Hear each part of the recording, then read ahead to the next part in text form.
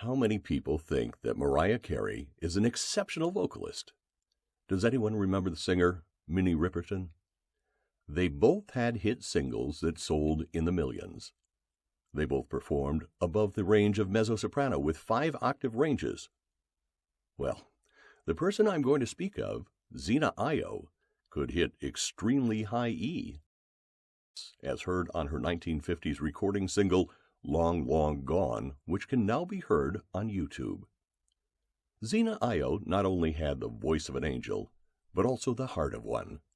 Her voice captivated thousands as she sang the national anthem at Dodger Stadium and at the Dole Bridge International Circus on numerous occasions. Some even wanted to promote and manage her after her performance of Go Down Moses live on stage. She was chosen to represent the United States by touring several countries and performing in front of huge audiences. When many of her songs started appearing in Billboard magazine, she could have been ranked as high as other artists of her time, but when presented with a choice to chase fame or to serve her community, she chose to serve. Because children who did good things were very seldom noticed, Ms. Ayo formed a group called Charter 10 for Children, who nominated families to receive the Zena Ayo Youth Award at the Dorothy Chandler Theater, the same place where the Emmy Awards were being held every year. She was considered by many to be the world's greatest child motivationalist of her time. Ms. Ayo later formed the Young Ambassadors for Peace.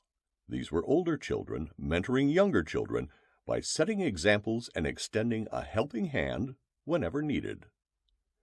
Ms. Ayo also pushed the city of Los Angeles to create City Family Week, and then moved 2 U.S. presidents to proclaim the first week in November to be observed as National Family Week every year.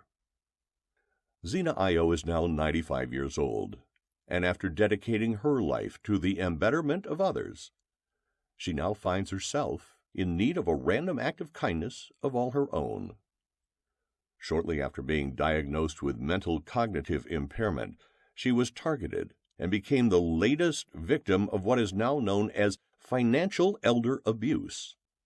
Her home was secretly sold without her knowledge or permission right from underneath her. She was practically rendered homeless, and the suspect?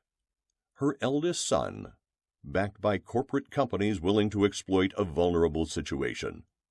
Being that Zena had already expressed her great desire to live the rest of her life in the comfort of her home of 30 years, her youngest son, Zeno, and daughter Joyce decided to spring into action and seek out assistance to help keep their mother in her home.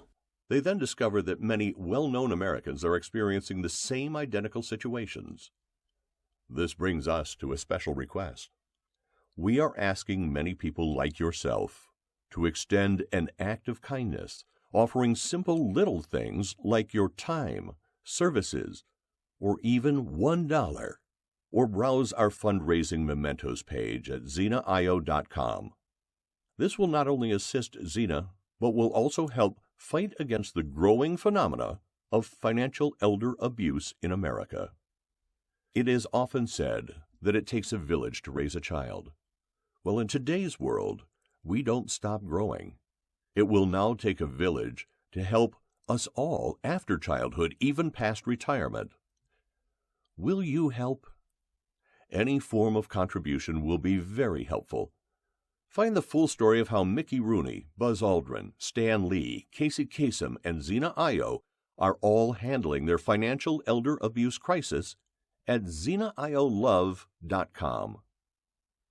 And thank you for listening and visiting zenaayolove.com. It Takes a Village is not just for children anymore. Financial elder abuse, America's new epidemic.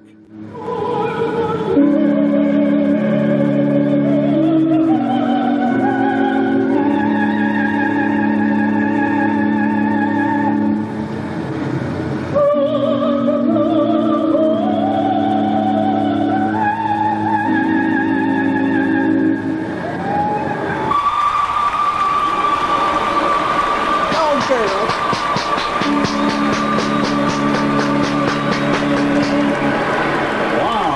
like that. Zena Ayo singing our national anthem, and she really brought it on.